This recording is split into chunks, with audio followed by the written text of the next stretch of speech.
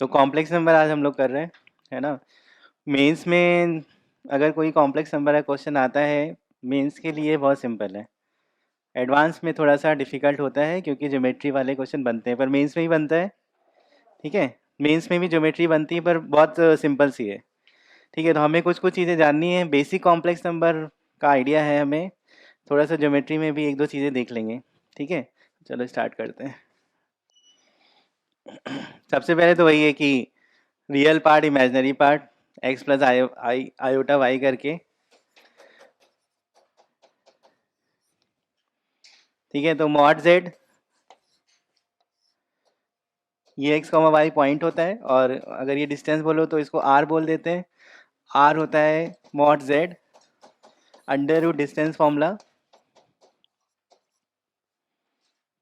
ठीक है, और आर्ग्यूमेंट बोला जाता है, आर्ग्यूमेंट थीटा थीटा होता है, तो टेन थीटा होता है इमेजिनरी पार्ट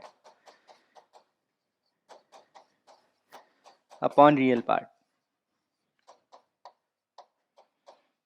ये modulus of Z under root X square real का स्क्वायर प्लस इमेजिनरी पार्ट का स्क्वायर, और tan theta imaginary part upon real part. Theta हमारा आर्ग्यूमेंट ऑफ जेड बोलते हैं। तो किसी भी पॉइंट को इस तरह से देखा जा सकता है। तो अगर तुम्हें एक्स और वाई देखना है तो यहाँ से हम लोग ये बोल सकते हैं आर कॉस थीटा, और ये तो जेड जो होगा वो उसको लिखा जा सकता है, एक्स और वाई की जगह डाल दो।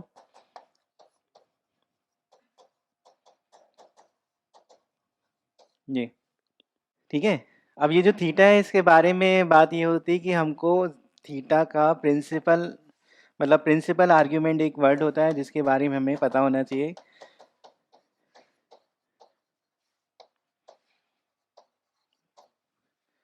क्योंकि ये क्वेश्चन हो सर डायरेक्ट भी पूछा जाता है कि ये कॉम्प्लेक्स नंबर दिया है, इसका प्रिंसिपल आर्ग्यूमेंट क्या होगा। तो प्रिंसिपल आर्ग्यूमेंट जैसे ये हमारा क्वाड्रेंट ही समझो, तो थीटा कोई भी पॉइंट होगा तो इन्हीं चारों फर्स्ट सेकंड थर्ड फोर्थ में ही हो सकता है, तो थीटा भी हमारा यहाँ से यहाँ तक जा सकता है। लेकिन आधा पार्ट अलग कर देते हैं, आधा अलग कर देते हैं, मतलब ऊपर से जीरो से पाई और नीचे माइनस पाई। तो जो प्रिंसिपल आर्ग्यूमेंट होता है उसके लिए माइनस पाई से के बीच में अगर एंगल बोला जा रहा है तो वो प्रिंसिपल आर्ग्यूमेंट है। स्टैंडर्ड के हिसाब से पाई पे क्लोज रखते हैं, माइनस पाई पे ओपन, क्योंकि पाई और माइनस पाई एक ही बात है, तो एक जगह क्लोज करा गया है और वो स्टैंडर्ड है पाई पे क्लोज रखना है। तो अगर हमें जैसे आर्ग्यूमेंट लिखना है, तो आर्ग्यूमेंट हमारा कुछ भी हो सकता है। जैसे मान लो ये थीटा था, अगर हम ये कर दे तो टू पाई प्लस थीटा, तो आर्ग्यूमेंट तो ठीक है, two N pi plus theta बोल सकते हो, लेकिन प्रिंसिपल आर्ग्यूमेंट इसी के बीच में ही लिखना है। कन्वर्जन के लिए आता है, जैसे मान लो एक क्वेश्चन देते हैं माइनस वन माइनस आई, इसको ये पोलर फॉर्म होता है, कन्वर्ट करो, इसको पोलर फॉर्म में कन्वर्ट करो। पोलर फॉर्म का मतलब आर निकालो और थीटा निकाल के बताना है। तो आर कितना है इसका, आर तो हम लोग बता सकते हैं X square plus Y square से। आर कितना है, थीटा कितना है, पाई प्लस पाई 4।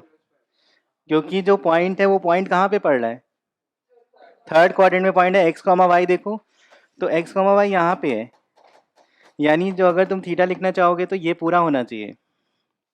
अब तुम tan थीटा निकालोगे तो imaginary part upon real part करो तो वन आ जाएगा। तो उसका मतलब थीटा क्या हो गया हमारा, पाई बाई 4, अगर tan थीटा वन है। लेकिन पॉइंट को देखो कहाँ पे है वो, तो थर्ड क्वाड्रेंट में tan पॉजिटिव होता है, इसका मतलब हमें थर्ड क्वाड्रेंट वाला पॉइंट लिखना है, मतलब एंगल लिखना चाहिए। तो पाई प्लस, और या फिर क्या लिख सकते हो, पाई 5 पाई बाई 4, या फिर क्या लिख सकते हैं रूट टू कॉस, क्या लिख सकते हैं, उल्टा देख लो, माइनस थ्री पाई बाई 4। तो कॉस माइनस थीटा होता है कॉस थीटा, साइन का माइनस बाहर निकल आएगा, ऐसे भी लिख सकते हो प्रिंसिपल आर्ग्यूमेंट के अकॉर्डिंग। ऊपर वाला प्रिंसिपल आर्ग्यूमेंट नहीं है, नीचे वाला प्रिंसिपल आर्ग्यूमेंट के अकॉर्डिंग है। अब जैसे ये जो हम लोग पढ़ रहे हैं ये हमारा काफ़ी इंपॉर्टेंट फॉर्म होता है। इसमें जो ये कॉस थीटा प्लस आई साइन थीटा है इसको हम लोग बोल देते हैं ई की पावर आयोटा थीटा। और ये प्रूविंग हो सकती है लेकिन उसकी ज़रूरत नहीं है, अभी तो बस ऐसे ही ध्यान रखना है। तो ये बहुत इंपॉर्टेंट फॉर्म है। होता ये है कि मान लो कभी इस पे पावर आ गई,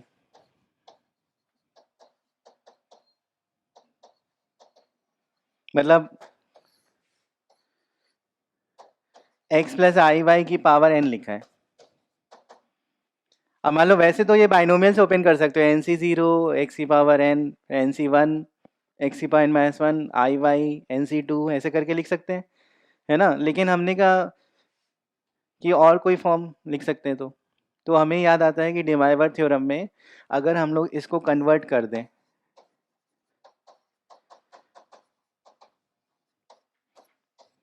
ऐसे, इसको कन्वर्ट कर दिया अंदर वाले को, ठीक है। जब अंदर वाले को कन्वर्ट किया तो अब पावर जो है वो कहाँ चली जाएगी, ऐसे, और इस पे भी जाएगा पावर। तो ये क्या है, ई की पावर,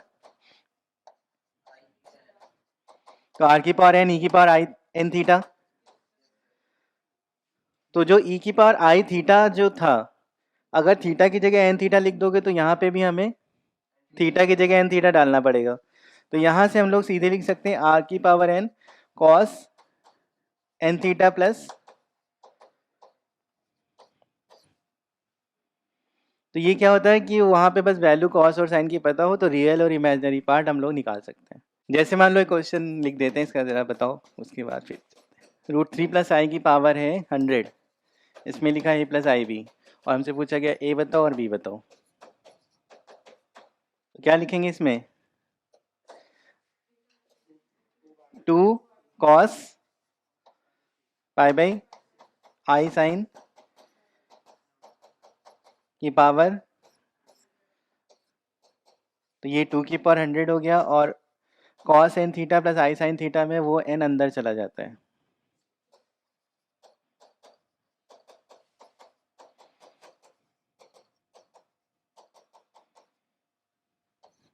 ये 50 पाई बाई 3 लिखा है, तो 50 पाई कॉस 50 पाई बाई 3 की वैल्यू पता कर लो।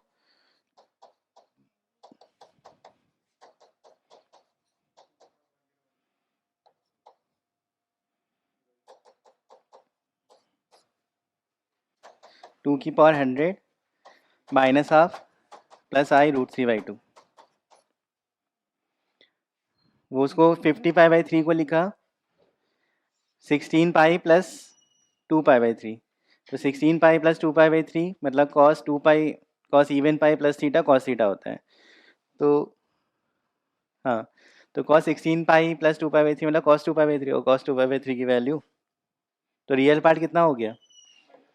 तो कहने का मतलब ये है कि डेमाइवर थ्योरम में होता ये है कि अगर बहुत बड़ी पावर है तो तुम उसको अंदर ले जा सकते हो, उसके लिए बाइनोमियल ओपन करने की ज़रूरत नहीं पड़ती, वरना कर सकते हो।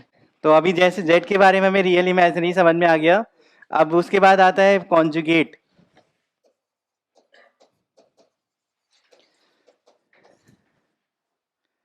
तो कॉन्जुगेट में ये होता है कि जो भी जेड है, जो भी कुछ भी लिखा हुआ है, यहाँ पे हमको आई को चेंज करना है, रिप्लेस कर देना है। तो अगर आई को माइनस आई से रिप्लेस कर दिया तो वो हमारा कॉन्जुगेट होगा। अब वो आई कहीं पे भी लिखा हो उसको बस आई को माइनस आई से करना है। जैसे मान लो इसका कॉन्जुगेट पूछा गया,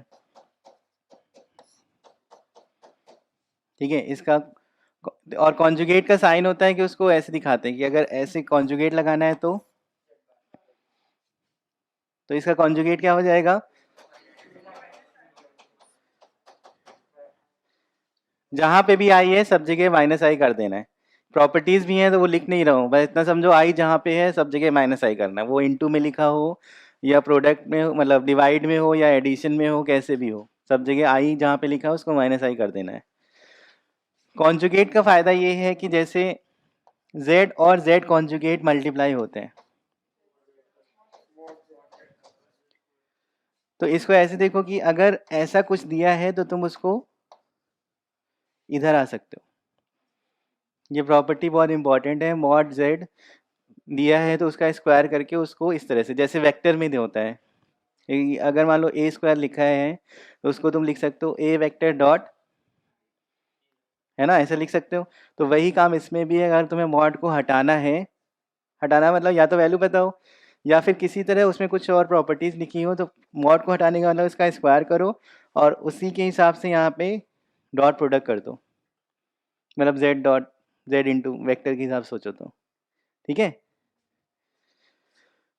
तो एक तो यही है कि जैसे कभी हमारे पास इस तरह से आया, ये जैसे लिखा था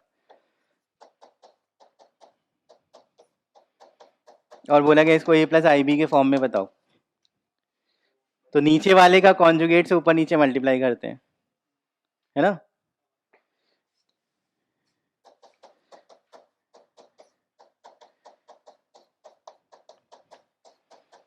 ऐसे कर लोगे और नीचे तुम्हारा रियल नंबर हो गया 2 और ऊपर जो भी आएगा उसको ए प्लस आई बी के हिसाब से हम लोग बता सकते हैं,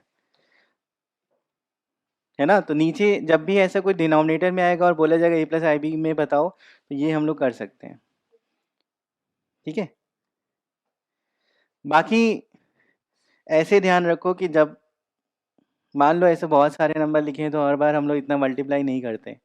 होता ही है कि हमें कुछ प्रॉपर्टीज़ भी पता होनी चाहिए, जैसे आर्ग्यूमेंट ऑफ जेड की प्रॉपर्टीज़ है। अगर Z one into Z two into Z three करके है तो क्या होता है आर्ग्यूमेंट,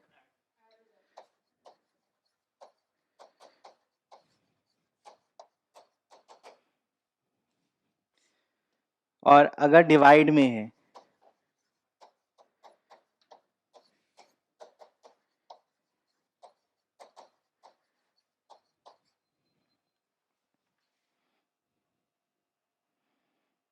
ठीक है। और ये जो समझो प्रूविंग जो है वो डिमाइवर से ही है, क्योंकि एक एक जेड वन लिखा है तुमने आर वन ई की पावर थीटा वन आई थीटा वन, एक जेड टू लिखा आर टू ई की पावर आई थीटा टू, है ना। तो इन दोनों का अगर प्रोडक्ट करोगे तो क्या बन जाएगा आई के साथ, तो theta one plus theta two यही आर्ग्यूमेंट है उसका नए वाले का, है ना। तो कहने वाला वो वहाँ से आता है, तो इसको तुम याद रखोगे तो ये जो इतना करते हैं वो भी हम लोग को करने की ज़रूरत नहीं है। जैसे क्वेश्चन लिखें 1 + i 1 + √3i upon 1 - i √3 - i, ठीक है। इसमें बोला गया z है, इसको a + ib के फॉर्म में लिखना है, ठीक है। तो अभी क्या करना चाहिए, ये उसका उसका मल्टीप्लाई करो या सबको ऐसे ब्रेक करके लिखो। ब्रेक करने का मतलब है कि जहाँ जहाँ पे जो आ रहा है वो वैसे ही लिखा रहेगा। मतलब अगर तुम्हारे पास इसका इसका मॉड निकालना है तो मॉड की प्रॉपर्टी है कि सबके साथ अलग अलग, और डिवीजन में भी यही चीज़ है, ये होता है मॉड की प्रॉपर्टी, है ना। तो एडिशन में नहीं लगता, एडिशन में वो ट्रायंगल इनइक्वालिटी बनता है। तो अगर मान लो इसको तुम्हें सॉल्व करना है तो सबका मॉड कितना है √2 इसका इसका, यानी z में हम लोग ये 1 इंटू तो लिखने ही वाले हैं, है ना। ऊपर से वो मॉड नीचे से मॉड कट गया। इसका कितना आर्ग्यूमेंट है π/4, इसका कितना है π/3, तो 60 और 45 हो गया 105। इसका कितना है -π/4, क्योंकि x पॉजिटिव है y तो फोर्थ क्वाड्रेंट, -π/4 ये कितना है, इस x पॉजिटिव है और मतलब कौन सा फोर्थ क्वाड्रेंट ये भी है, तो माइनस कितना हुआ -π/6। तो आर्ग्यूमेंट क्या होता है ऐड करना है, और मतलब अगर मल्टीप्लाई में है तो ऐड होना, और डिवाइड है तो π/4 प्लस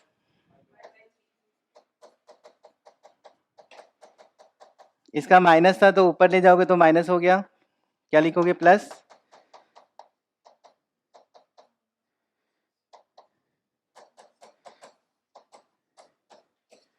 यही होगा।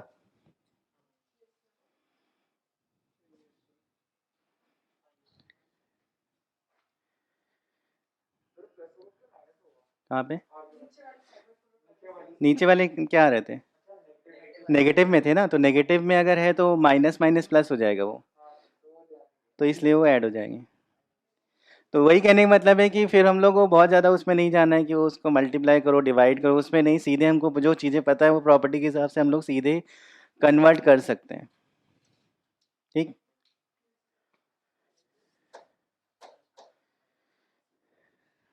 ठीक, चलो आगे। क्या हुआ? पाई बाई 4 दो बार है और पाई बाई 3 पाई बाई 90 है, तो पाई हो गया, तो यानी कॉस पाई माइनस 1 केवल रियल पार्ट होगा उसमें। z plus Z conjugate two real part of z, z minus Z conjugate 2i। अगर z प्लस जेड कॉन्जुगेट 0 हुआ, इसका मतलब क्या होगा? इसका मतलब होगा z प्योरली इमेजनरी है या फिर 0 है। ठीक है, और अगर z माइनस जेड कॉन्जुगेट 0 हुआ, इसका मतलब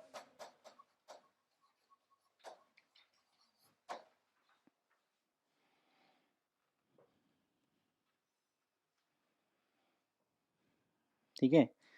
जनरली मेंस के क्वेश्चन z को x प्लस आई वाई करके हो जाते हैं जनरली, ठीक है। लेकिन फिर भी हम लोग को ज़्यादातर कॉम्प्लेक्स के क्वेश्चन ऐसे करने होते हैं कि z को x प्लस आई वाई मत रखो, उसी तरह कॉन्जुगेट में चलो और मॉड में चलो, x प्लस आई वाई मत रखो, लेकिन फिर भी मेंस के क्वेश्चन x प्लस वाई करके हो जाते हैं, तो ध्यान देना। जैसे कभी हमसे रियल पार्ट ऑफ बोला गया z 0 है, तो हमको दिखाना पड़ेगा ये चीज़, या फिर सीधे इसका रियल पार्ट इमेजिनरी पार्ट निकालो और रियल पार्ट को 0 कर दो, तो वो भी एक तरीका है और ये भी एक तरीका है। तो अभी कोशिश हम लोग करेंगे उसका। तो इसका ध्यान रखना कि a प्लस आई बी से ही हम लोग काम करने वाले हैं। a को अगर बोला गया प्योरली रियल है तो b को 0 कर देंगे, और अगर बोला गया प्योरली इमेजिनरी है तो a को 0 कर देंगे। ठीक है, ठीक। अब थोड़ा सा हम लोग उसमें जाते हैं। तो डिमाइवर थ्योरम तो पता ही है, अभी जो लिखा था वही है, उसमें कोई कंफ्यूजन तो नहीं है ना? हाँ, पावर जो होगी वो अंदर जानी, बस इतना हमको ध्यान है। ज्योमेट्री में थोड़ा बहुत देखना होता है, ये ऐसे समझो,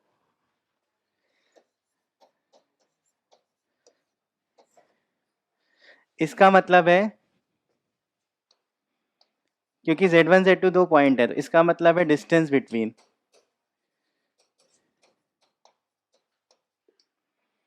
z1 मतलब x1 प्लस आई वाई वन, यानी x1 y1 पॉइंट, और दूसरा, तो इसका बहुत यूज होता है। अगर मान लो ऐसा कुछ है तो बीच में माइनस होना जरूरी है, तभी रिलेट कर पाएंगे। तो डिस्टेंस बिटवीन किसका है ये, या फिर माइनस z1 एंड, अगर z1 माइनस z2 सिर्फ लिखा है तो इसका मतलब होता है ये एक ऐसे वेक्टर के जैसे ट्रीट होता है। ठीक है, मतलब अगर मान लो ये पॉइंट z1 है, इधर z2 लिखा है, तो z1 से z2 की तरफ, नहीं ये z2 है, ये एज ए वेक्टर ट्रीट, मतलब एज ए वेक्टर समझो उसको। अब वेक्टर में जो चीज़ें होती है उसके हिसाब से सोचते रहेंगे। अगर ऐसा कुछ लिखा है तो ये होगा argument of z1 minus z2 बोल दें। अलग इसमें प्रॉपर्टी नहीं लगाना कि अगर argument z1 minus argument z2, वो नहीं लगता। ये एक वेक्टर है ऐसे, तो ऐसे समझो कि ये एक्स एक्सिस था, इसको पीछे करो, यहाँ से ये इसकी बात हो रही है। ठीक है, z1 माइनस z2 एक वेक्टर है, तो वेक्टर का एंगल निकालना है एक्स एक्सिस से, ये आर्ग्यूमेंट हो गया। जनरली इसी से हो जाता है काम, लेकिन फिर भी हम लोग को थोड़ा सा,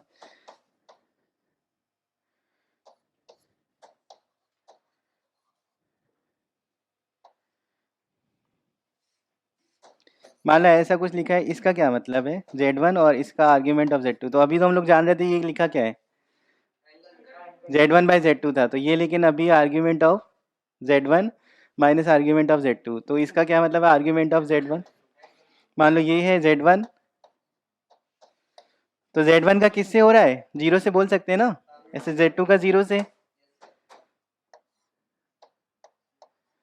तो इसका आर्ग्यूमेंट और इसका आर्ग्यूमेंट माइनस हो रहा है, देखो। तो अगर ऐसा कुछ लिखा है तो इसका मतलब है आर्ग्यूमेंट बिटवीन Z1 एंड, मतलब डिफरेंस जो है वो एंगल बिटवीन बता रहा है।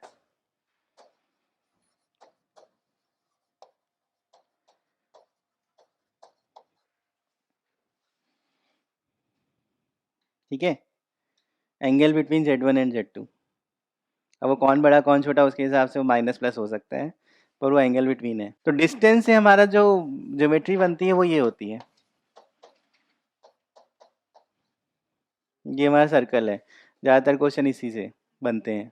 ठीक है, तो इसमें क्या जेड नॉट हमारा क्या होगा, जेड की जेड नॉट से डिस्टेंस जो है वो कांस्टेंट है, तो जेड नॉट हमारा क्या है, सेंटर है, और आर क्या है,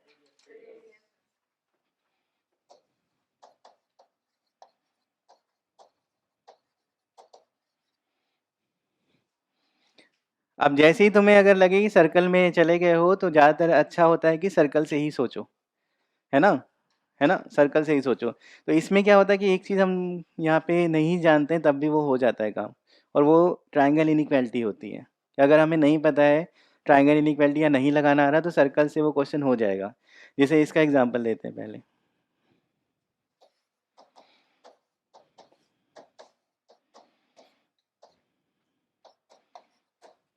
ये लिखा है, ठीक है, मैक्सिमम वैल्यू ऑफ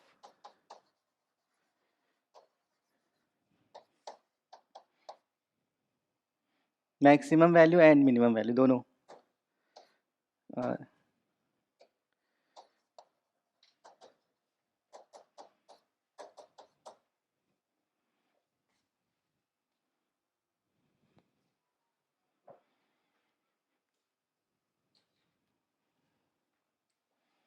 तो वहाँ पे क्या बोल रहा है, z जो है वो इस पे लाई कर रहा है, और z यहाँ से क्या बोला, किसकी डिस्टेंस बात हो रही है, z की किससे डिस्टेंस, 1,1 से, क्योंकि यहाँ पे z नॉट, अगर यहाँ पे तो z नॉट हमें पता है कितना है, 2+3 आई है, उसको उसी हिसाब से कन्वर्ट करेंगे, ऐसे देखेंगे। और इधर z माइनस Z1 टाइप से, तो Z1 कितना है ना, तो z की Z1 से डिस्टेंस पूछ रहा है, और z कहाँ पे लाई कर रहा है, सर्कल पे लाई कर रहा है, तो सर्कल का सेंटर क्या है, रेडियस 5 है, और एक पॉइंट है Z1 जिससे तुम्हें क्या बताना है, डिस्टेंस मिनिमम और मैक्सिमम। तो ये पढ़ा होगा क्या होता है, इससे क्या बताएंगे। अब वो पॉइंट अंदर भी हो सकता है, ऐसा जरूर नहीं है। हाँ, इसमें अंदर है।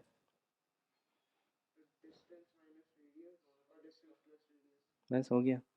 तो जो करते हो ना CP+R, सेंटर से उस पॉइंट का distance minus radius minimum value, centre से उस पॉइंट का डिस्टेंस। हाँ, मान लो अगर बाहर है जैसे, तो बाहर में ये डिस्टेंस निकाल के और इससे तुम्हें देखना होगा, तो ये +R करते हैं। और अगर ये देखोगे तो ये मिनिमम है इस P पॉइंट का, और ये यहाँ पे मैक्स है। तो इतना डिस्टेंस निकाल के रेडियस में मैक्स कर ऐड कर देना है, या फिर इतना डिस्टेंस निकाल के रेडियस माइनस करना है। अंदर बस मॉड लगा दो जहाँ पे तुम CP-R करने वाले हो, मतलब हो सकता है कि ये पॉइंट अंदर हो, तो अंदर वाले में कुछ है नहीं, वो यहाँ से यहाँ तक का डिस्टेंस प्लस रेडियस मैक्स हो गया, और ये वाली डिस्टेंस मिनिमम हो गई।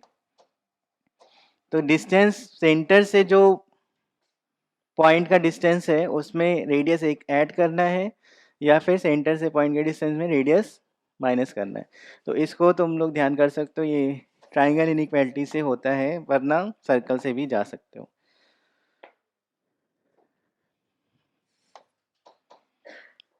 CP+R या फिर CP बॉन्ड लगा दो इसमें, वो पॉइंट अगर अंदर हुआ तो।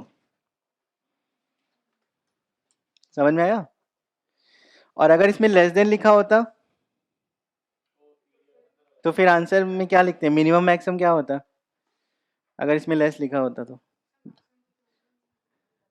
हाँ,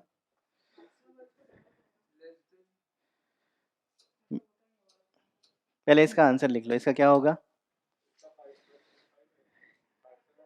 √5 + √5, 5 प्लस हाँ 5 + √5 और मॉड, फिर 5 बड़ा है, हमें पता है वैसे ही, है ना। तो अगर ये लेस होता तो आंसर क्या लिखते फिर? लेस का मतलब क्या होगा? हाँ, तो आंसर क्या लिखते हैं? मिनिमम 0 हो जाता। मिनिमम मतलब अगर मान लो तुम्हारा ये पूरा ही सर्कल जो है उस पर सेटिस्फाई करने लगा अंदर सारे पॉइंट, और एक पॉइंट तुम्हारा अंदर भी था, मतलब वही जिससे डिस्टेंस निकाल रहे हो, तो मिनिमम डिस्टेंस क्या हो सकती है कि वही पॉइंट ले लो जो सेटिस्फाई कर रहा है, और वही पॉइंट तुमसे डिस्टेंस निकालना है, तो मिनिमम डिस्टेंस उस केस में 0, और मैक्सिमम वो वही रहता, वो सेम रहता है। तो इनइक्वालिटी के हिसाब से थोड़ा देखते रहना है। तो ये वाला केस हमारा सर्कल का है, इसको सर्कल से ही हम लोग समझ के कर देंगे। ठीक है, और डिस्टेंस बस ये ध्यान रखना कि मॉड लगा है मतलब डिस्टेंस की बात हो रही है। ठीक, चलो आगे।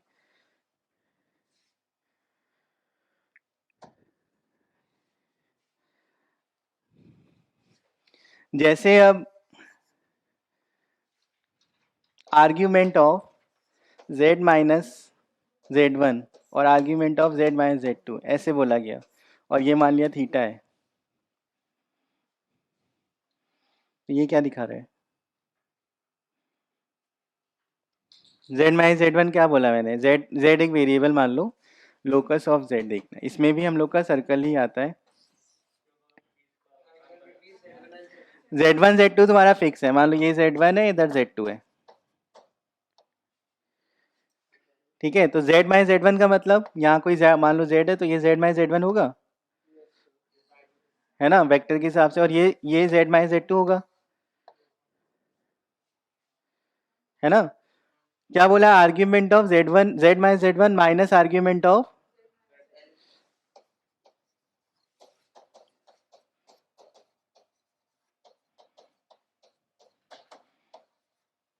मतलब दोनों के आर्ग्यूमेंट, दोनों ये जो वेक्टर है उसका आर्ग्यूमेंट निकालना है।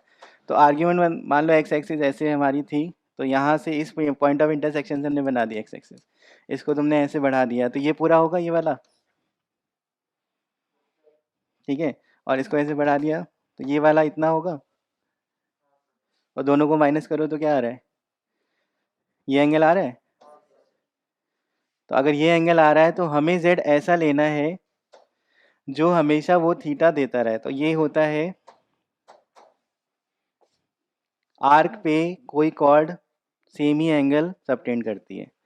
तो ऐसे जेड हमें चाहिए जो इसको ऐसे बनाए सर्कल, और इसमें कहीं पे भी जेड लो तो ये एंगल तुम्हारा सेम रहेगा। समझ में आया? तो ये भी जब लिखा होता है तो सर्कल है, और उसमें z1 z2 क्या है? कॉर्ड के पॉइंट है, एक्सट्रीम पॉइंट। और ध्यान ये देना होता है कि अगर तुम थीटा पॉजिटिव ले रहे हो तो ये वाला एंगल हमारा बड़ा होना चाहिए इससे। अब मान लो z1 z2 इधर हो, z1 इधर होता, z2 उधर होता, तो नीचे बनता। तो इसमें पूरा सर्कल नहीं बनता है, क्योंकि अगर मान लो इधर आ रहे हो नीचे की ओर,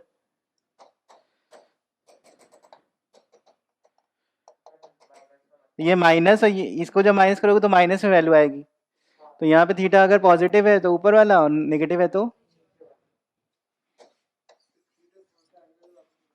ये वाला।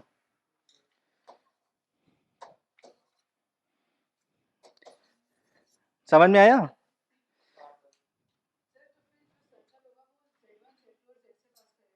जेड तो उस पे लाई कर रहा है ना, जेड तो लोकस ही है वो।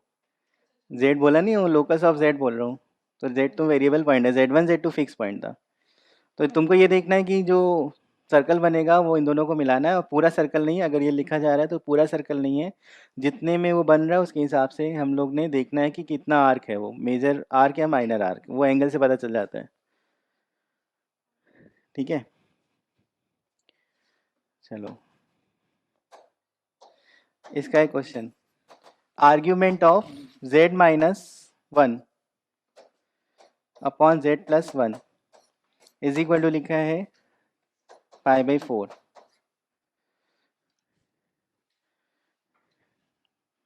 तो सेंटर बताना है, सेंटर ऑफ सर्कल। ये क्या लिख रहा है? जेड का कहाँ से? जेड माइनस जेड वन बोले तो 1 से, और दूसरा और कौन सा बड़ा होना चाहिए? तो वो वाला तो इधर की ओर बनेगा। सेंटर के कोऑर्डिनेट बताने हैं। सेंटर कहाँ पे होगा? वाई एक्सिस पे सेंटर होगा। और प्रॉपर्टी के हिसाब से अगर थीटा ये है तो सेंटर पे क्या एंगल बन रहा होगा? तो उसके हिसाब से हो जाएगा फिर। तो ये जो बीच वाली एक्सिस है उससे तुम्हें जाना है, इसी पे कहीं सेंटर होगा, और बाकी तुम प्रॉपर्टी के हिसाब से बना सकते हो कि वो एंगल अगर π/4 है तो यहाँ पे क्या होगा? तो आधा कितना हो जाएगा? तो ये अगर 1 है तो ये भी सेंटर कोऑर्डिनेट क्या हो गए? 0,1। कॉर्ड जिसमें सेंटर होगा वो बाइसेक्ट कर रही होगी उस कॉर्ड को। और मान लो अगर ऑप्शन लिखा है तो बाइसेक्ट वाली इक्वेशन निकाल लो और वो सेटिस्फाई कर जाएगा, उसमें हो गया। हाँ हाँ, मतलब थोड़ा ज्योमेट्री समझ में आ जानी चाहिए। बाकी अगर तुम्हें वैसे करना है तो आर्ग्यूमेंट कैसे बोलते हो? ये क्या लिखा है? x+iy-1। वो थोड़ा सा लंबा पड़ जाता है, बस यही है। ऐसे लिखा तुमने, ठीक है। इसका आर्ग्यूमेंट निकालना है, तो इसका आर्ग्यूमेंट निकालने का मतलब है पहले तुम इस फॉर्म में तो लिखो, पहले इस फॉर्म में तो लिखो, क्योंकि इसके बाद ही तो आर्ग्यूमेंट लिखते हैं। क्या होता है tan थीटा? और थीटा कितना है यहाँ पे? तो वो 1 रखोगे और b/a लिखना है तुम्हें। अब b/a कैसे निकालोगे? वो तुम्हें यहाँ से पता चलेगा, अभी जो करा था हम लोगों ने, कैसे कॉन्जुगेट से। हाँ वही तो कह रहा हूँ कि सारी ज़्यादातर ज्योमेट्री अगर तुम्हें समझ में आ रही है तो अच्छा है। तो वो क्वेश्चन ज्योमेट्री से अगर हो जाए तो बेटर है, वरना अगर x+iy से तुम्हें लग रहा है लेंदी है तो उसको छोड़ना भी होता है। ये इसका आंसर 0,1 हो गया। ठीक है, क्लियर है? ठीक। अगर ऐसा कुछ लिखा है,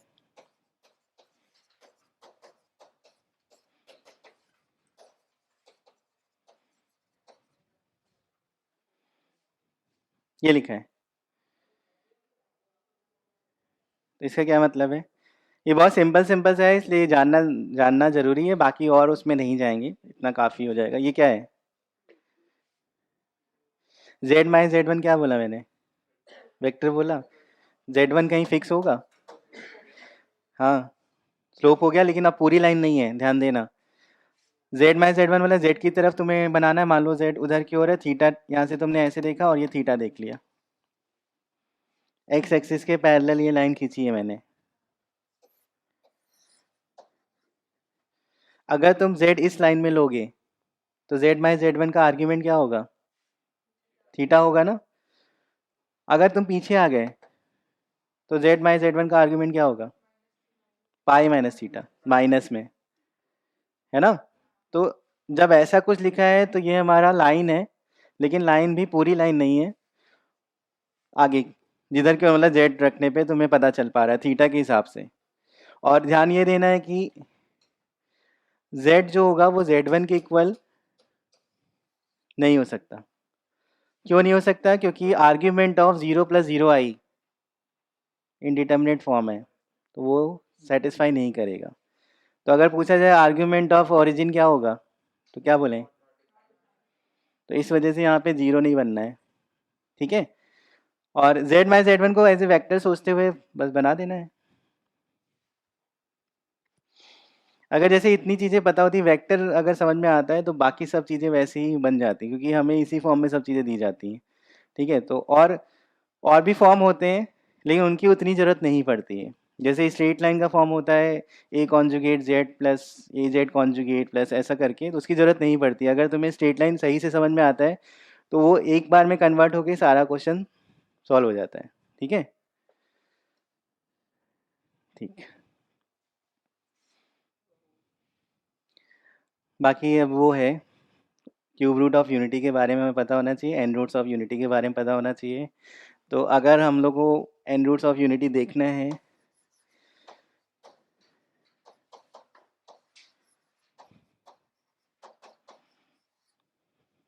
तो एन रूट्स ऑफ यूनिटी में कुछ है नहीं, वो जो जानते हैं हम लोग, मतलब अगर यूनिटी बोला जाए या किसी का भी एन रूट्स बोला जाए, सबका हम लोग निकाल सकते हैं। होता ये है कि यहाँ पे कॉम्प्लेक्स नंबर लिखा है, इसका तुम्हें निकालना है एन रूट। तो अगर एन रूट निकालना कोई कॉम्प्लेक्स नंबर है, अब यूनिटी भी एक तरीके से मान लो 1+0i करके लिखा है, 1/n। तो इसको कैसे सॉल्व करेंगे हम? हमको सारे रूट्स चाहिए।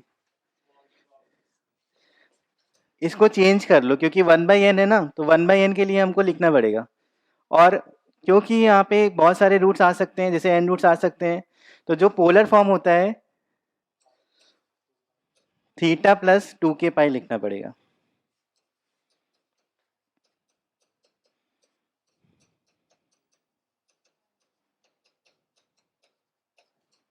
की पावर, और वो 1/n अंदर जाएगा, अंदर मतलब r की पावर 1/n और cos theta plus 2k pi by n I sine theta plus 2k pi by n होगा।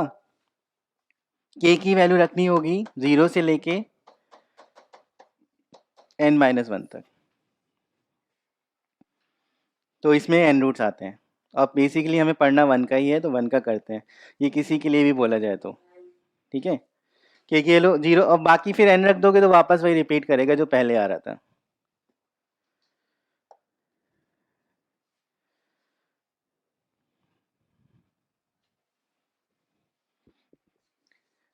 तो 1 के हिसाब से क्या लिखना चाहिए फिर हमें?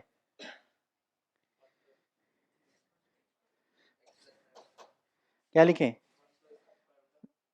1 प्लस, तो उसको चेंज करो, चेंज करो उस फॉर्म में। तो 1 का मॉड तो 1 ही हुआ ना, तो r तो 1 होगा। और 1 क्या है? 1 का आर्ग्यूमेंट बताओ कितना है? 1 कहाँ पड़ता है? 0 होगा ना। 1 हमारा x एक्सिस पे है, वो भी ओरिजिन के राइट में है। तो अगर x एक्सिस पे है तो आर्ग्यूमेंट 0 है ना। अगर 1 की बात करो 1,0, तो इसका आर्ग्यूमेंट तो 0 ही हो गया यहाँ से। तो इसका मतलब यहाँ क्या लिखना होगा? cos 0 प्लस और आई साइन, और r कितना हो गया? 1। तो यानी cos 2k pi by n I sine 2k pi by n। हाँ, शेष या e की पावर में बोल दो। तो e की power I 2k pi by n, और वो 2 पाई बाई n की पावर k लिख सकते हैं, लिख सकते हैं ना ऐसे, ठीक है। अब इसको देखो, ऐसे बेसिक बोल दो अल्फा, ठीक है, ये बोल दो अल्फा जैसे। तो ये अल्फा की पावर क्या लिखा है? अल्फा हमारा कितना हो गया? e की पावर आई हुआ। अब k की वैल्यू रखना स्टार्ट करो। कहाँ तक रखेंगे? 0 से लेके, तो क्या क्या लिख सकते हैं अब? k अगर 0 रखोगे तो क्या आएगा? फिर फिर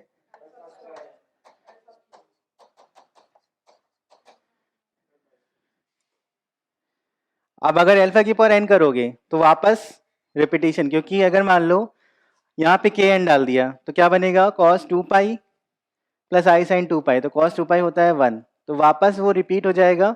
मतलब जो तुम्हें यहाँ मिल रहा था वो आखिरी में। तो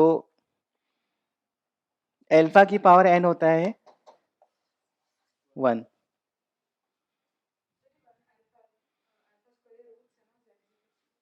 इसके रूट्स हो जाएंगे 1 n रूट्स ऑफ यूनिटी के ऐसे रूट्स हो जाएंगे।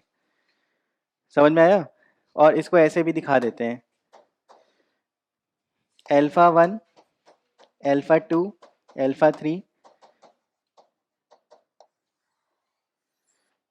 ऐसे करके, ठीक है।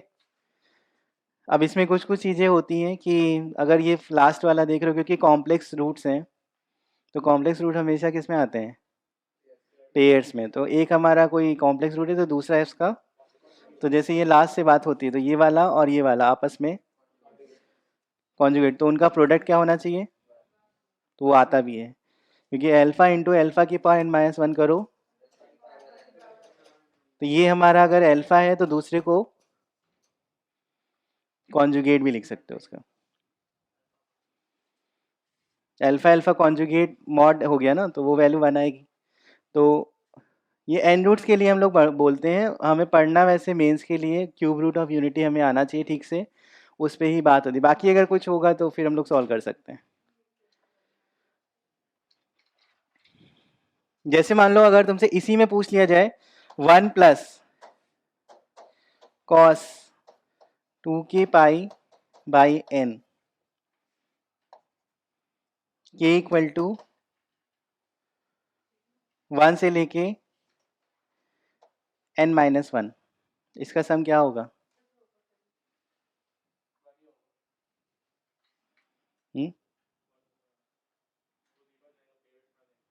1 होगा या 0 होगा? हाँ तो 1 प्लस है तो देखो। अच्छा, इसका इसका फॉर्म पता है? ये क्या होता है ये पता है ना? क्या लिखते हैं इसको?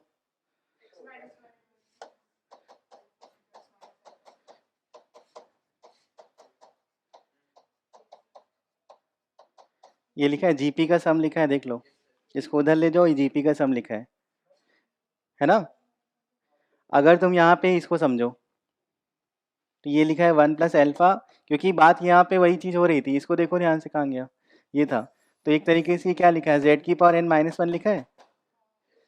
तो अगर इसके बारे में सोचो तो ये देख सकते हो, तो यहाँ पे क्या लिखा है, 1 plus alpha square plus alpha cube से लेके एल्फा की पावर n माइनस 1। तो इसकी वैल्यू क्या आएगी? 0, क्योंकि ये एक पॉलिनोमियल है और इस पॉलिनोमियल का रूट क्या है? और तो अगर हम लोग 1 प्लस एल्फा स्क्वायर कर दें तो ये 0 होगा कि नहीं?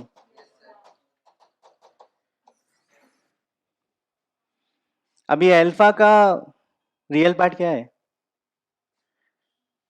यहाँ k1 रखा है तो अल्फा आया, तो रियल पार्ट क्या है? cos 2 pi by N real part. Alpha square का रियल पार्ट क्या है? cos 4 pi by N. वो 2 हो गया ना, तो 2 और 2 मिल जाएगा इधर। फिर अगला वाला 6। तो यानी इसका रियल पार्ट अगर बात करो तो 1 plus cos 2 pi by N से यही चीज़ लिखी है ना। यानी इसका रियल पार्ट का सम क्या होगा? तो ये वैल्यू 0 आनी चाहिए। 1 0।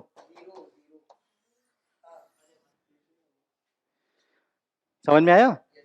रियल पार्ट का सम 0 होगा, तो वही लिखा है मैंने।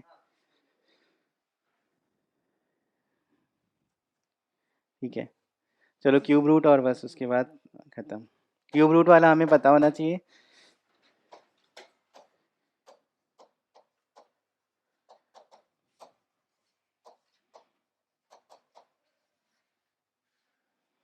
क्यूब रूट्स ऑफ यूनिटी मतलब 1 की पावर 1/3 की बात हो रही है।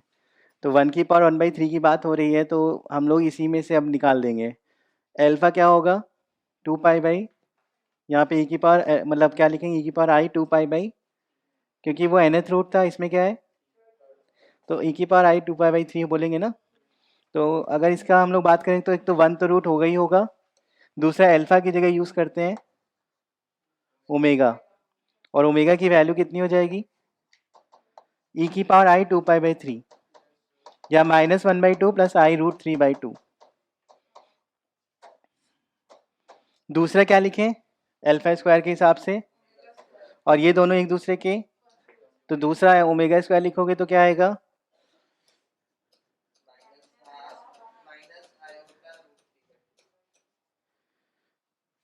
ये होगा।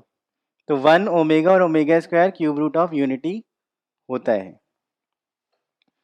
और इसकी जो और ओमेगा क्यूब क्या बोलेंगे? ओमेगा क्यूब 1 होगा, और 1 प्लस ओमेगा स्क्वायर। ये बस इतनी चीज़ें तुमको इसमें ध्यान रखनी है। एक ओमेगा क्यूब ध्यान रखना है कि वो 1 होता है, और ओमेगा की वैल्यू एक ध्यान रखनी है। एक ध्यान रखोगे तो दूसरा अपने आप माइनस करना होगा आई की जगह, तो वो हमको याद रहेगा। समझ में आया? अब मान लो अगर पूछा जाए क्यूब रूट ऑफ -2 की पावर 1/3, क्यूब रूट ऑफ -2, क्या लिखेंगे इसका आंसर?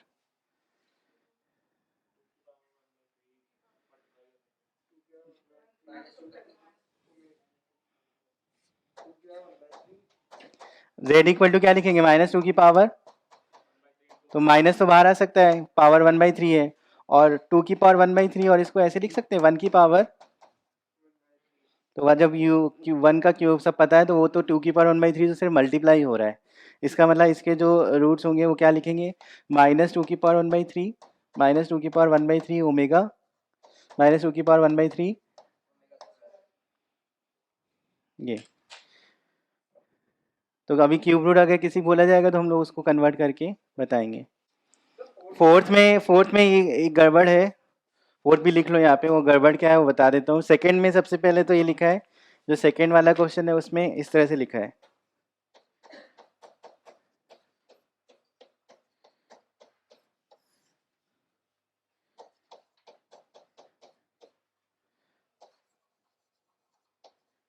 ये पूरा ई की पावर में है। इस तरह से लिखा है log 2, और ये ई ध्यान रखना, और इसके बाद जो चीज़ लिखी है वो वही है।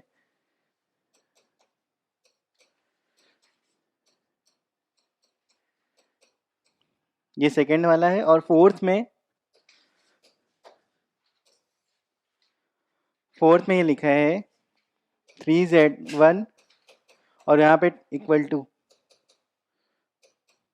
वरना फिर आंसर मैच नहीं करेगा, ये मिस्टेक है उसमें। तो उसके बाद जो z की वैल्यू है वो बतानी है, z-i/z+2i लिखा है, और बोल रहा है कि बिलोंग्स टू रियल नंबर है, मतलब इसका इमेजिनरी पार्ट क्या करना है, ज़ीरो करना है। ये रियल है तो इसमें जो भी a+ib फॉर्म बनेगा उसमें b ज़ीरो करना होगा। तो इसमें थोड़ा सा सॉल्विंग करेंगे तो z+2i ऊपर अगर हम लोग +2i -2i कर दिया, ऐसे ही थोड़ा अलग करके, तो z+2i के साथ अलग कर दो 1, और -3i है ना, और z को अगर लिखना है तो x+y+2i लिख सकते हैं, x+iy होगा और +2i, तो y+2i हो जाएगा। और फिर क्या करना होता है, कॉन्जुगेट, तो x माइनस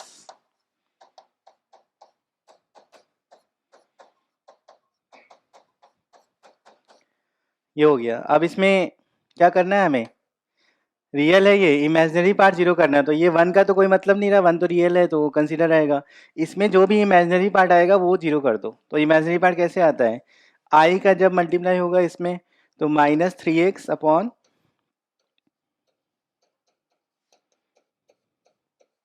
ये इमेजिनरी पार्ट है, इसको क्या करना है, तो x इक्वल टू क्या आ गया, ये लाइन है ना, x इक्वल टू 0 मतलब y एक्सिस, तो स्ट्रेट लाइन आ रहा है हमारा। पहला क्वेश्चन क्या हो गया, स्ट्रेट लाइन बन गया वो,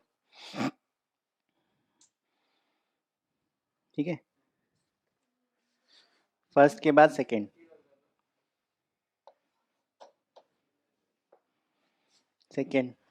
सेकंड में यहाँ पे थोड़ा सॉल्व करना पड़ेगा, और ये e की पावर में लिखा है तो इसको पूरा इसके पावर में ले जाओ, तो इधर लिखा है 2 की पावर में,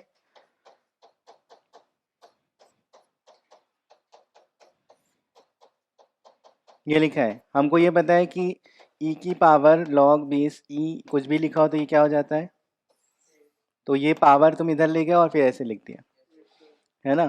फिर ग्रेटर और इक्वल टू, इसका मॉड पहले निकालना पड़ेगा, कितना होगा ये 256 16 आ रहा है ना, तो 16 लिखा log √2 16, अब √2 की पावर में ये क्या लिखा है 8, तो यानी √2 और √2 ये पावर 8 बाहर चली गई, log √2 बेस √2, तो यह 8 बचा, और इधर लिखा है तुमने 2 की पावर 3, और इधर ये पूरा लिखा है। अब दोनों बेस तुम्हारा 1 से बड़ा तो ये पावर भी तुम्हारी बड़ी होगी, इसका नाम मॉड z+3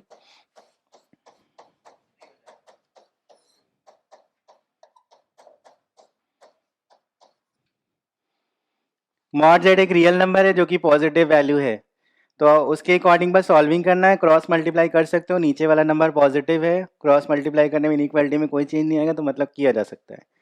ये जो लिखा है +2z,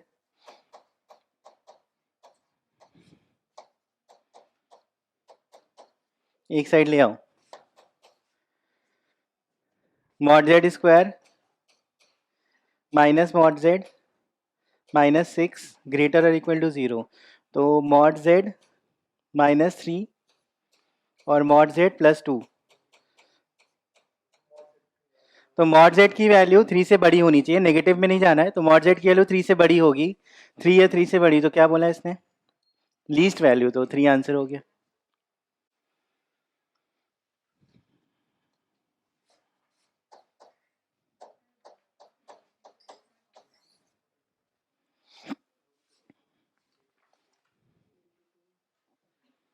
समझ में आ गया?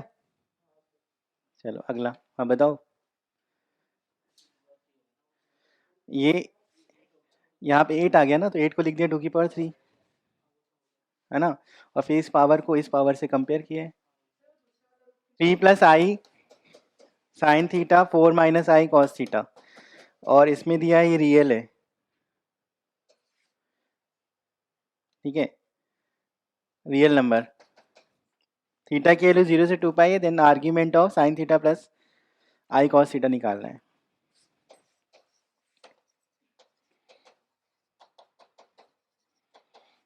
तो यहाँ से तुम पहले थीटा के बारे में सॉल्व करोगे, क्योंकि रियल दिया है तो इसका मतलब वहाँ पे हम लोग थीटा सॉल्व कर सकते हैं। तो रियल का मतलब वही है कि इसका इमेजिनरी पार्ट को क्या करना होगा,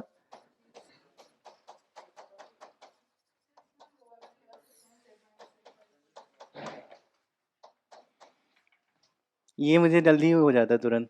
इसमें क्या है कि इमेजिनरी चाहिए ना, आई का मल्टीप्लाई करना, तो 4 साइन थीटा प्लस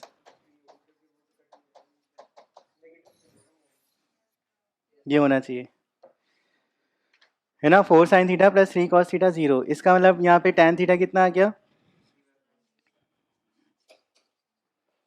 -3/4। मतलब थीटा कहाँ पे हो गया, सेकेंड और या फिर फोर्थ, ठीक। अब इसका आर्ग्यूमेंट निकालना है, तो इसका आर्ग्यूमेंट के लिए तुमने लिखा tan alpha is equal to क्या आएगा, cos theta upon cot theta, मतलब -4/, ठीक है। तो अल्फा की वैल्यू क्या हो गई, अब लेकिन अल्फा तुम्हें देखना पड़ेगा, कहाँ से देखना है, क्योंकि जो ऑप्शन लिखे हैं उसके अकॉर्डिंग हमें देखना है। तो tan अल्फा की वैल्यू -4/3 होनी चाहिए, और जो ऑप्शन लिखा है उसमें सेकेंड क्वाड्रेंट दिख रहा है पाई माइनस, जैसे इसकी बात कर रहे हैं हम लोग, ये कुछ बीटा मान लिया, इस tan बीटा की वैल्यू 4/3 है। तो ये हमारा बीटा था, तो हमें लिखना है पाई माइनस बीटा, मतलब पाई माइनस tan इनवर्स 4/3, ये होगा। समझ में आया, मतलब कौन सा, ये वाला, यही तो बोल रहा हूँ कि ये एक तरीके से बी, एक तुम अगर एंगल निकालना तो सेकेंड क्वाड्रेंट का चाहिए ना। तो ये अगर हमने सोचा कि माइनस वैल्यू है, तो ये क्या है, कॉट थीटा है, वो कॉट थीटा है, सॉरी, तो ये उल्टा लिखना है,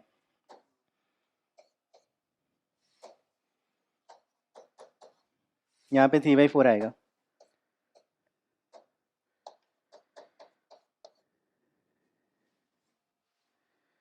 देखो ऐसे, वो नेगेटिव में आ रहा था ना, तो नेगेटिव मतलब फोर्थ क्वाड्रेंट का हमने देख लिया, तो कॉट थीटा की वैल्यू ऐसे पॉजिटिव सोची मैंने, कॉट थीटा पॉजिटिव सोचा, तो यहाँ पे ऐसा बीटा लिखा है जिसकी वजह से वो कॉट बीटा बन रहा होगा, 4 बन रहा है, tan बीटा बोलोगे तो 3/4। तो इसको तुम्हें इधर देखना है, मतलब ये बीटा एंगल इधर हो गया, और तुम्हें ये पूरा एंगल चाहिए, मतलब ये थीटा अल्फा है ना, ये अल्फा है, तो अल्फा की वैल्यू पाई माइनस बीटा लिखेंगे, ठीक है, थर्ड का बी। चलो आगे, फोर्थ का डी आएगा, हाँ।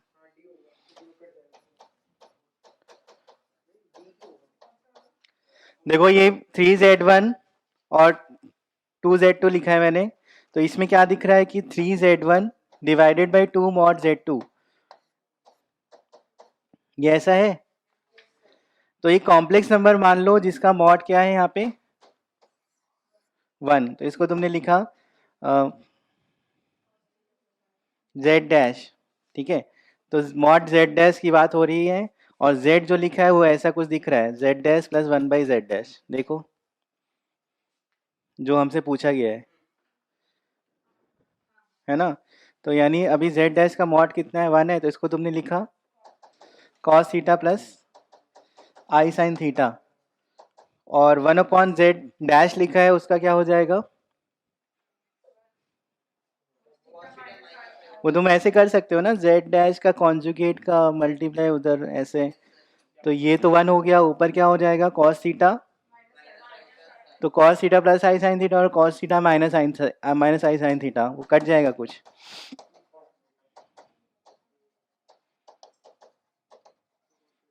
मतलब इमेजिनरी पार्ट नहीं है।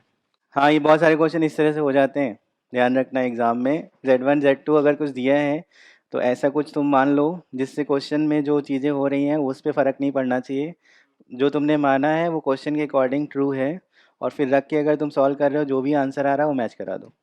तो जैसे तुमने जो बोला उसमें 2 आ गया, तो हमारा वो सही था, तो उसमें रियल पार्ट 0 है नहीं, तो मतलब पहला गया, मॉड जेड की वैल्यू भी तुम्हारी 2 आ गई, और उसके हिसाब से फिर बदल रहा है ना, तो कहने का मतलब है कि ये सारी चीज़ें, क्योंकि फिक्स दे दिया उसने, मॉड जेड की वैल्यू √5/2 फिक्स, फिक्स तो वैसा है नहीं क्योंकि तुमने माना है, तो कहीं पे 2 है, कहीं पे कम भी हो सकता है, तो इसका मतलब सिर्फ बचा हमारा इमेजिनरी पार्ट,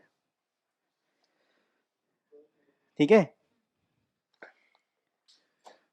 चलो fifth, 3 + 2i sign theta, 1 - 2i sine theta, purely imaginary दिया है, मतलब रियल पार्ट इसका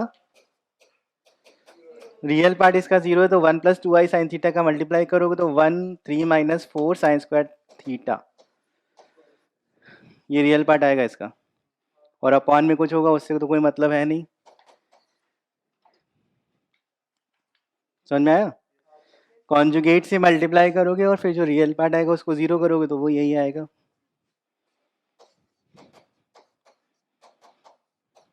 मैं साइन थीटा की वैल्यू या तो प्लस माइनस,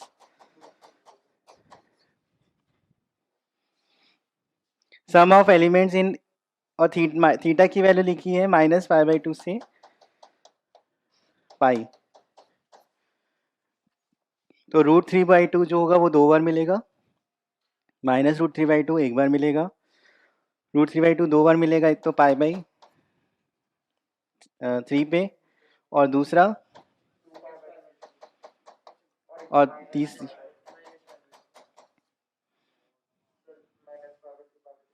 हाँ तो आंसर इसका 2π/3 हो गया, समझ में आ गया।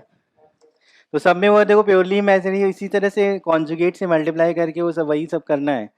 चलो सिक्स्थ, 7 तो कर लोगे, 6 के बाद 8 9 और 10, 7 हो जाएगा, वो ऐसे ही क्वेश्चन है। हाँ हाँ, 7 वही तो कह रहा हूँ, 6 8 9 10 करो, और अगर 10 हो 6 हो जाएगा तो 11 भी हो जाएगा, क्योंकि उसी तरह से एल्फा एक रियल नंबर है और पूरा जो है वो इमेजिनरी है, प्योरली इमेजिनरी, देन अब इसमें मॉड जेड 1 दिया है तो x + i y से मत करो, सही रहेगा, है ना, क्योंकि उसमें ज़्यादा कुछ हो सकता है। हाँ, cos थीटा sin थीटा से कर सकते हो, और बाकी प्योरली रियल है तो फिर उसके हिसाब से जाओ कि z = z कॉन्जुगेट, नहीं प्योरली इमेजिनरी तो ये 0 करना है, सिक्स्थ में ही ऐसा कर लो, मतलब z उस पूरे को बोल रहे हैं, w मतलब उसमें w लिखा है,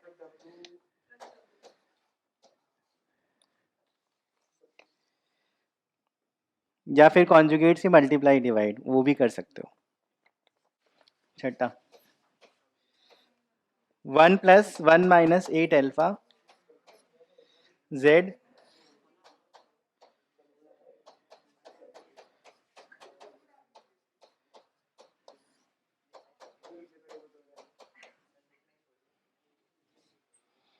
ऐसे लिखा कॉन्जुगेट करके लिख दिया मैंने। अब इसका क्रॉस करो तो क्या हो जाएगा, 1 minus Z conjugate plus 1 minus 8 alpha Z, और जेड जेड कॉन्जुगेट भी आएगा, वो 1 लिख देंगे, Z Z conjugate mod Z इसका उधर 1 आ जाएगा। ठीक है, एक बार 1 का इसमें और एक बार इसका।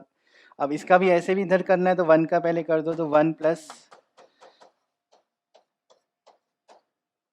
फिर माइनस जेड का कर दो तो माइनस जेड, फिर minus Z Z conjugate minus 1 minus और इक्वल टू, ये आएगा। कुछ कट रहा है, नहीं कट रहा, नहीं कट रहा, चलो जाने दो। ऐड तो हो ही रहा है, ये लिखा 2 minus Z plus Z conjugate और 1 minus 8 alpha Z plus Z conjugate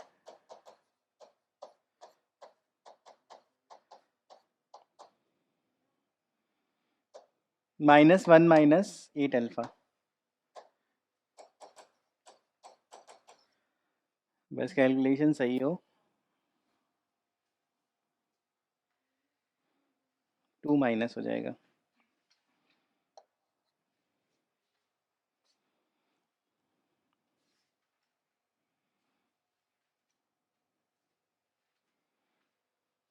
पहले इसका इसमें कर दिया तो 1 माइनस जेड कॉन्जुगेट, फिर इसका इसमें किया तो 1 माइनस 8 अल्फा जेड, और ये हो गया। फिर इधर से आ गया तो 1 का किया 1 प्लस 8 और फिर माइनस जेड का किया, ये आ गया। ठीक है, ठीक है, जेड प्लस जेड कॉन्जुगेट ये मिल रहा है हमें। और अगर जेड हमारा क्या है, कॉस थीटा प्लस आई साइन थीटा, तो जेड प्लस जेड कॉन्जुगेट क्या होगा, 2 कॉस थीटा लिख सकते हैं, लिख देंगे। बाकी जो लिखा हुआ है जैसे 2 और 2 कट गया, ठीक है, यहाँ पे जेड प्लस जेड कॉन्जुगेट और एक कट जाएगा, मतलब Z plus Z conjugate common करो, यहाँ बचेगा 1 माइनस 1 प्लस 1 माइनस 8 अल्फा, और इसमें बचेगा प्लस 8 अल्फा। ठीक है, तो ये 1 1 कट गया, 8 अल्फा हो गया कॉमन, माइनस 8 अल्फा कॉमन हो गया, जेड प्लस जेड कॉन्जुगेट कितना आ गया, प्लस माइनस 1।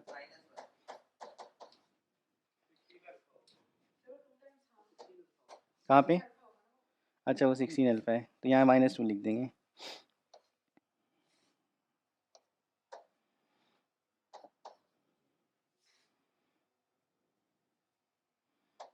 ठीक है, अब इसमें ज़ीरो करना है तो क्या लिखोगे,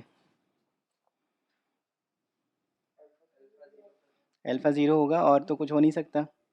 और एक चीज़ और, जेड प्लस जेड कॉन्जुगेट कितना आ रहा है, 2 आ रहा है, तो ये क्या पॉसिबल है, इसने लिखा है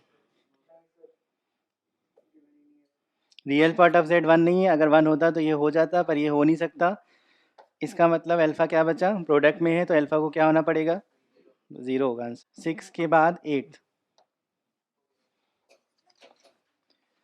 imaginary Z 5 upon imaginary Z 5, तो x प्लस आई वाई की पावर 5 की इमेजनरी पावर, ठीक है, और नीचे क्या लिखा है, y की पावर, उसका अगर हम लोग बाइनोमियल एक्सपेंड करें जिसमें आई आएगा वो रखना है, मतलब 5c1 वाई की x इंटू वाई की पावर 4, और फिर आएगा माइनस आई क्यूब वाले में 5c3 x square Y cube, गड़बड़ लिखा, ये गड़बड़ लिखा है,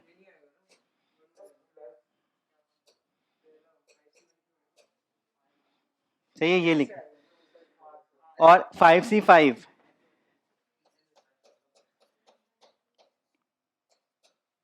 ये होगा।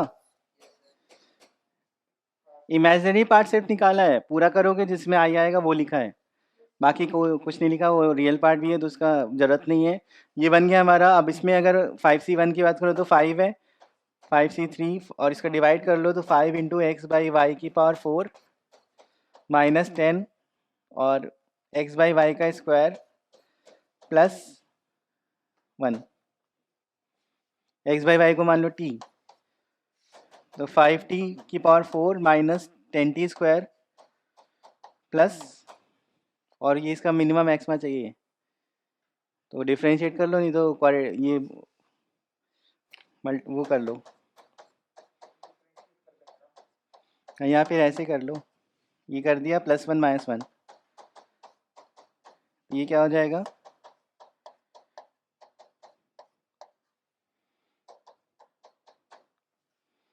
ये वाला नंबर हमेशा 0 या 0 से बड़ा है, तो क्या बन गया 5t² - 1 t² माइनस, तो यानी मिनिमम वैल्यू कितनी हो सकती है, -4, जब t² 1 हो जाए, क्योंकि उसके बाद अगर कुछ भी लिखोगे तो ये एक नंबर आएगा और वो नंबर फिर पॉजिटिव होगा, तो वो -4 से बड़ी वैल्यू आने लगेगी, तो मिनिमम वैल्यू, चलो 9th, ये ट्राइंगल या सर्कल, 9th, हाँ जिससे भी करना चाहो, क्वेश्चन कर होना चाहिए बस। इसका सेंटर ओरिजिन है, और किससे डिस्टेंस पूछा है, -12, 0 से, है ना, -12, 0 से पूछा है, रेडियस इसका 2 है, -12, 0 यहीं कहीं होगा, इधर ही कहीं, -12, 0, तो अगर हमें क्या चाहिए, मैक्स मिनिमम वैल्यू चाहिए, ये ग्रेटर है मतलब बाहर वाला पार्ट, तो यहाँ से अगर ये पॉइंट है तो यहाँ से ये चाहिए हमें, मतलब वही CP -R लगाना है, यहाँ से यहाँ तक का डिस्टेंस कितना होगा, हाफ, और रेडियस कितना है, तो 2 - हाफ कितना हुआ, तो यानी मिनिमम वैल्यू 3/2, क्योंकि अगर बाहर बाहर जा रहे हो Z, तो जितना तुम इससे जाओगे दूर उतना ही बढ़ता जाएगा, है ना, तो ये डिस्टेंस अगर आ रही है तो 3/2 आ रही है, और 3/2 तुम्हारा आखिरी में D, हाँ, समझ में आ गया। चलो अगला 10th, 1 प्लस यूनिट मॉडुलस है cos theta plus I sine theta, 1 plus cos theta minus i sine theta, ऊपर इसको लिख सकते हो 2 cos² θ/2, इसको लिख सकते हो 2 sin θ/2 cos θ/2, 2 cos θ/2 कॉमन हो गया, ऊपर आ गया cos θ/2 प्लस आई साइन, नीचे इसको लिख सकते हो फिर से 2 cos² θ/2, उसको sin θ/2, तो फिर कॉमन हो गया, यहाँ आ गया,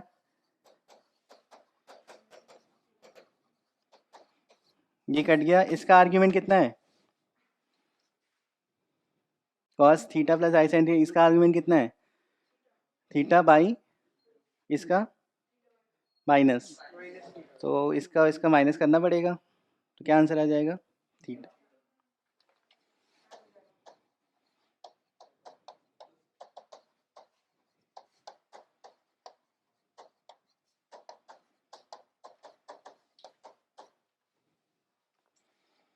इलेवेंथ हो जाएगा, ट्वेल्थ देखो,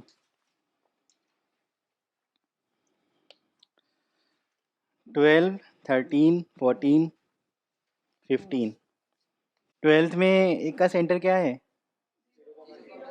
और रेडियस 12 है, तो 12th 0 0, रेडियस कितना है 12, और दूसरे का क्या है 3,4 और रेडियस है 5, तो 3,4 की ओरिजिन से डिस्टेंस क्या है 5 है, तो मान लो यहाँ कहीं 3,4 है, और उसका अगर रेडियस की बात करो तो 5 है, यानी इतना अगर 5 है तो यहीं 5 पे ही रुक जाएगा, ये बनेगा, और वो सर्कल का वो पता रहता था इंटरसेक्शन कहाँ पे है, तो इसमें क्या चाहिए Z1 की Z2 से डिस्टेंस मिनिमम कितना हो सकता है, ये मिनिमम है, 13 में वो 1/Z1 Z2 लिखा हुआ है, तो उसको तुम ऐसे लिख सकते हो, हाँ सबका देखो एक तो वही है कि अगर तुम्हें लिखना है तो अगर सबका यूनिट मॉडुलस है तो cos अल्फा प्लस आई साइन अल्फा ऐसे भी करके लिख सकते हो, बाकी तुम इस तरह लिख सकते हो, अगर ये Z1 है तो Z1 कॉन्जुगेट ऐसे लिख दिया, तो इस 1/Z1 की वैल्यू कितनी आ जाएगी, तो ऐसे 1/Z2 की वैल्यू भी मतलब नीचे ऊपर कॉन्जुगेट से मल्टीप्लाई किया है, तो 1/z2 को अगर लिखोगे तो ऐसे लिख दो। तो कहने का मतलब है इस तरह दिया है, z1 plus z2 plus z3 का conjugate is equal to mod z1 mod z2 mod z3 is equal to 1। अब मॉड का कॉन्जुगेट से कोई फ़र्क नहीं पड़ता, या x प्लस आई वाई का तुम्हें मॉड निकालना हो या x माइनस आई वाई का, दोनों का मॉड होता है सेम। तो इस पूरे का मॉड की बजाय केवल इतना लिख दो तो भी वो सही है। ठीक। 14 में प्रॉपर्टी लगानी है बस, आर्ग्यूमेंट ऑफ माइनस जेड और माइनस आर्ग्यूमेंट ऑफ जेड, इसकी वैल्यू क्या होगी? तो इसमें -1 इंटू जेड है, तो argument of -1 plus argument of Z लिख सकते हैं इसको, वो कट गया argument of Z. Argument of -1 जो होगा वो आंसर है, तो क्या लिखेंगे? पाई। -पाई नहीं लिखेंगे, वो स्टैंडर्ड के हिसाब से -पाई ओपन रहता है, तो पाई पे वैल्यू। हाँ चलो 14 हो गया। 15 बहुत सिंपल है, 1 प्लस आई की पावर क्या लिखा है? n1, और 1 आई क्यूब को क्या लिखते हो? इसकी भी पावर लिखी है n1।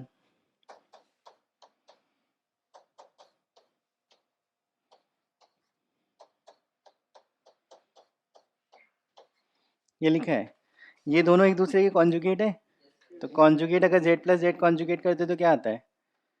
रियल। ये कॉन्जुगेट दिख रहा है ना, और ऐसे ये भी कॉन्जुगेट है, तो यानी दोनों conjugate z plus Z conjugate करते हो तो रियल आता है ना, तो इसकी वैल्यू क्या हो गई?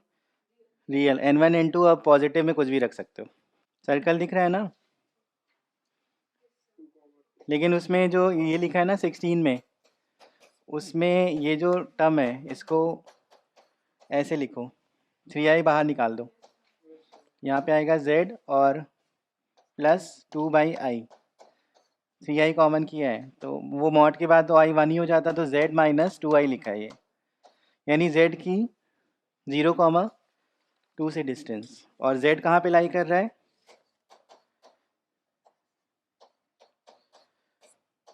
ये लिख रहा है, तो 2,2 सेंटर है और उसकी रेडियस 1 है, हमको चाहिए इसकी max value.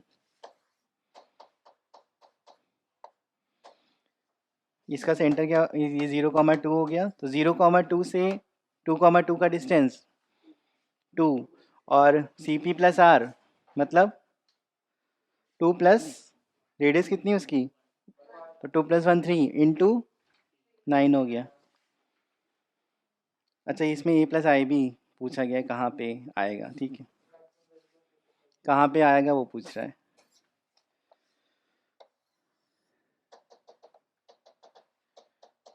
Zero comma two यहाँ पे पड़ेगा, और इससे तुम अगर मैक्सिमम जा रहे हो तो इसके सीधे इधर निकल जाओ, है ना, ये वाला पॉइंट चाहिए हमें।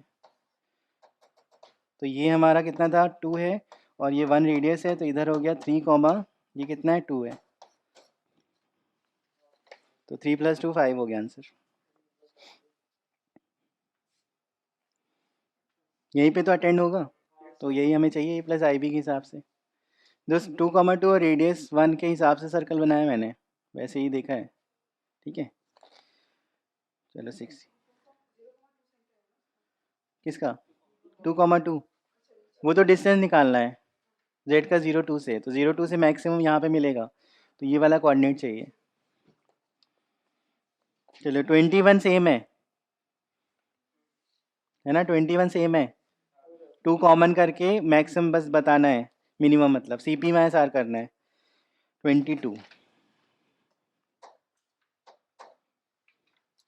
22 में जो फॉर्म लिखा है, एक तो लिखा है circle,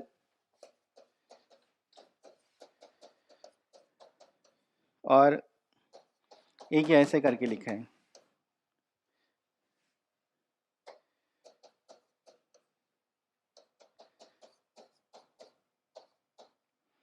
maximum value of z plus 1 का स्क्वायर की बात हो रही है। ठीक है, तो अभी मान लो ये तो हमें ठीक है, सर्कल दिख रहा है, ये लाइन है वैसे, और अगर नहीं देख पा रहे हो तो इसको ऐसे भी देख सकते हो कि ये एक दूसरे के क्या है आपस में तो दो कॉन्जुगेट का सम मतलब जेड प्लस जेड कॉन्जुगेट लिखा है, इसका मतलब रियल पार्ट आएगा 2 टाइम्स। तो अगर इसका x प्लस आई वाई है तो उसको कन्वर्ट करके भी आराम से जा सकते हो। इसका रियल पार्ट कितना होगा, 1 प्लस क्या होगा रियल पार्ट, तो ये 2x माइनस वाई लिखा है।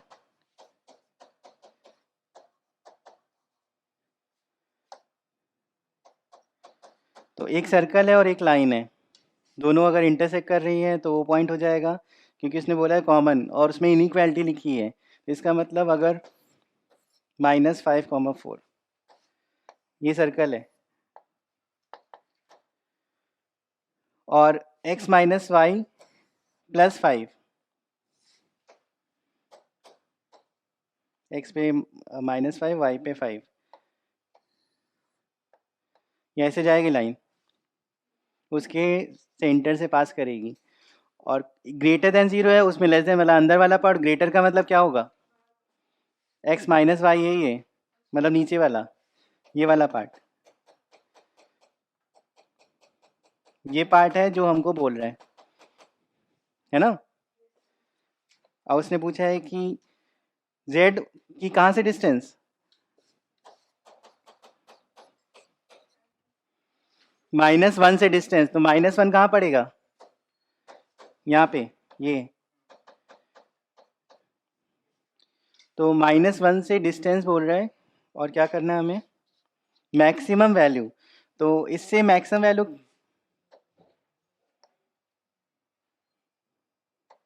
ये वाली होगी सबसे,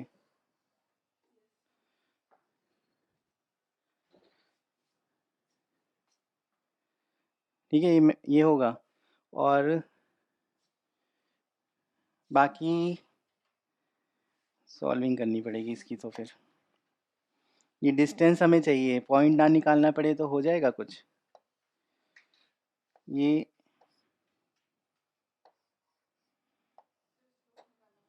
स्लोप निकाल के वो कॉस का फॉर्मूला लगा सकते हैं, है ना, क्योंकि ये आ रहा है और ये आ रहा है, और या फिर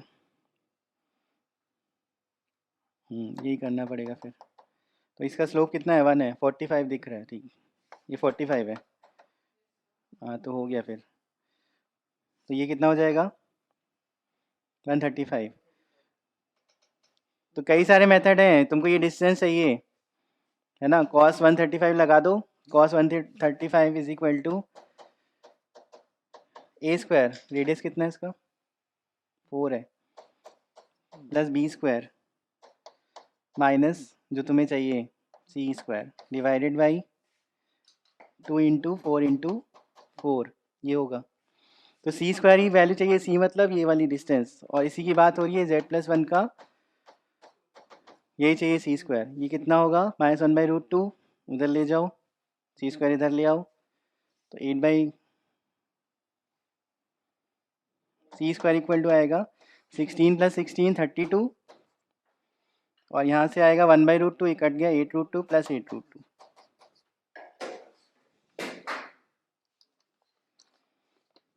ठीक है, तो अब सॉल्व कर लो। 48 आ रहा है इसमें कुछ,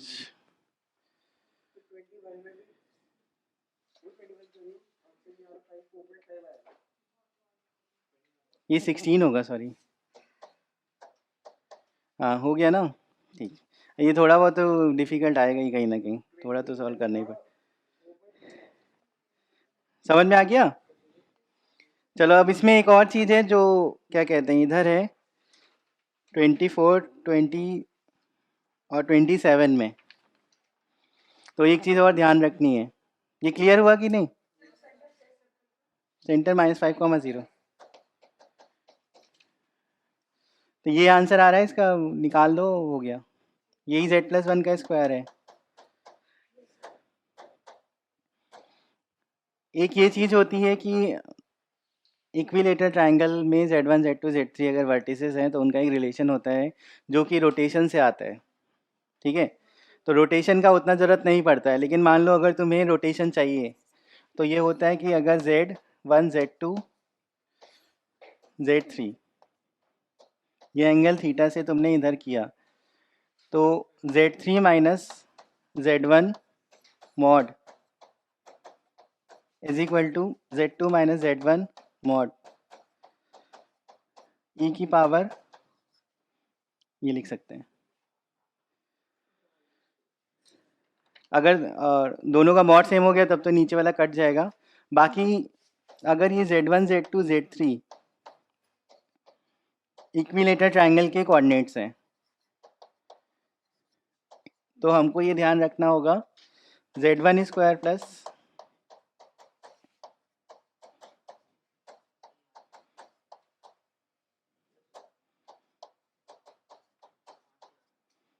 ये, तो इक्विलेटर के लिए याद रख लो। बाकी करना क्या है, इसमें 60 डिग्री करना होगा। 60 डिग्री लिख दोगे मतलब थीटा π/3 लिखोगे और उसका क्यूब कर दो तो ये आ जाएगा। तो कहने मतलब है जो 27 है वो इसी का है। दो रूट्स हैं उसमें एक हमारा दो कॉम्प्लेक्स नंबर एक ओरिजिन वाला है। ठीक है 27 देखो,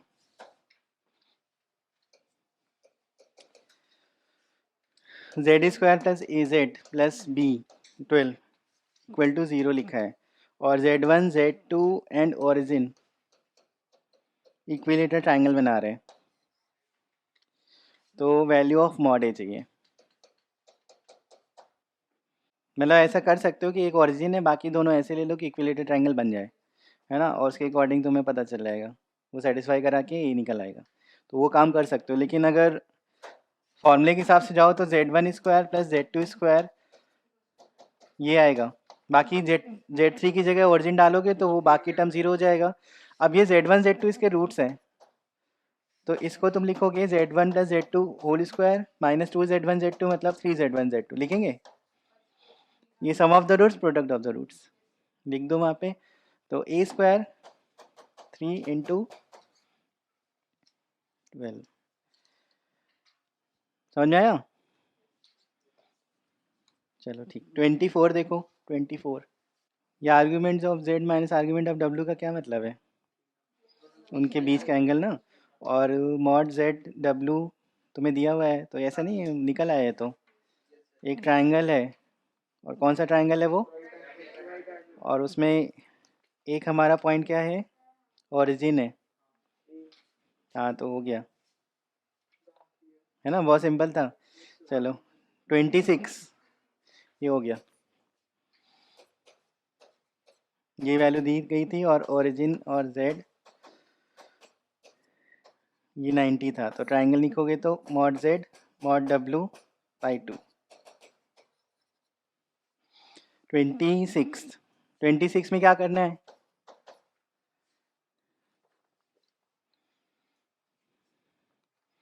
पावर क्या है और राइट और लेफ्ट क्या इक्वेट करना है, रियल इमेजिनरी इक्वेट कर देंगे तो पावर 4 है, उसको तुम छोटी पावर में ले आओ, मतलब उसमें डिमाइवर्स थ्योरम लगा के सॉल्व कर लो, है ना।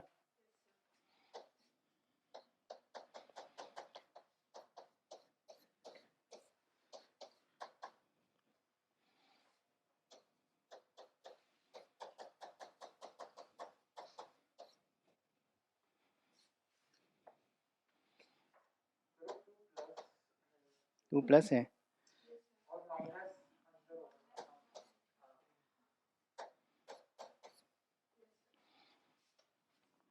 ये 3 हो गया, 3 प्लस I√3 बाई 2।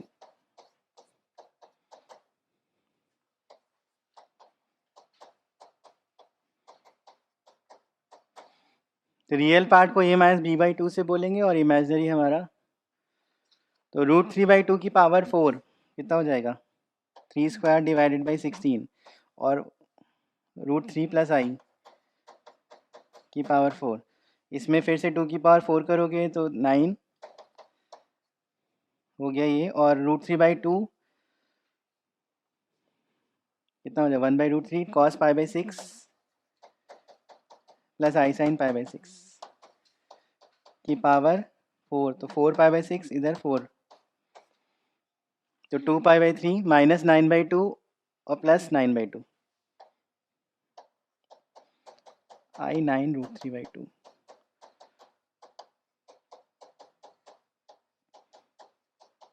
बी की वैल्यू 9 हो गई और ए की वैल्यू 0 हो गई।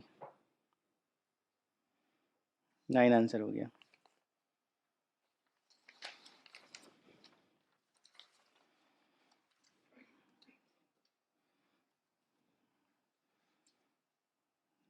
समझ में आया?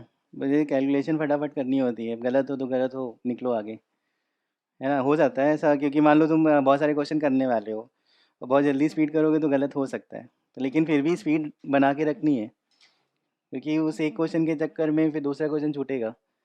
और यही है, सबसे पहले तो तुम्हें इजी क्वेश्चन ही देखना है, जितना जल्दी हो पाए, जितने क्वेश्चन कम से कम बन पाए, फिर बाद में फिर सब चीज़ें।